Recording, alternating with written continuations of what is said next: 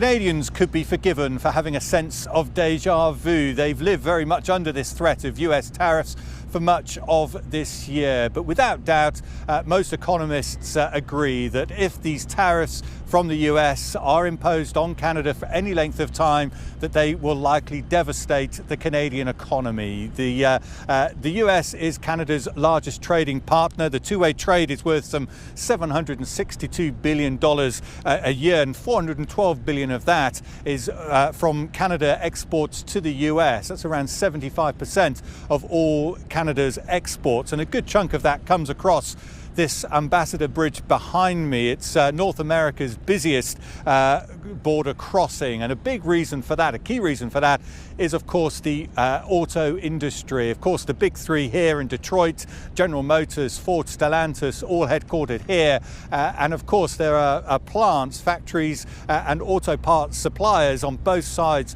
of this border. This is a supply chain that's been developed over decades, and there are real fears that if that supply chain, very complicated supply chain, faces any kind of headwind like this, it could lead to either a slowdown in production and potentially factories pausing production. And that's a big fear among many of the workers that I've spoken to in the long term, and that will have massive ramifications on both sides of the border. Canada, for its part, are also threatening retaliatory tariffs as well. Canada's new Prime Minister Mark Carney, he's out on the campaign trail. Of course, the elections are at the end of April, on April the 28th. He did speak to Donald Trump, the US president, last week, and this is what he had to say on the campaign trail in terms of the potential of retaliatory tariffs. As I also mentioned to the president and was very clear, we will respond to additional measures. So we will put in place retaliatory measures if there are additional measures put against Canada tomorrow.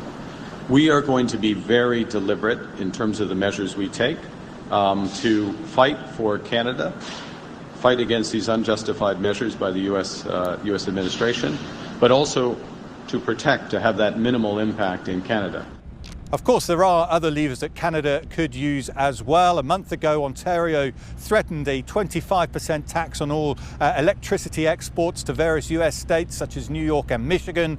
There's even talk potentially of cutting off that electricity supply. And if that happens, well, you can expect a whole host of further tariffs and retaliatory tariffs as well. And it could get even more ugly from there. Dan Williams, CGTN, Detroit.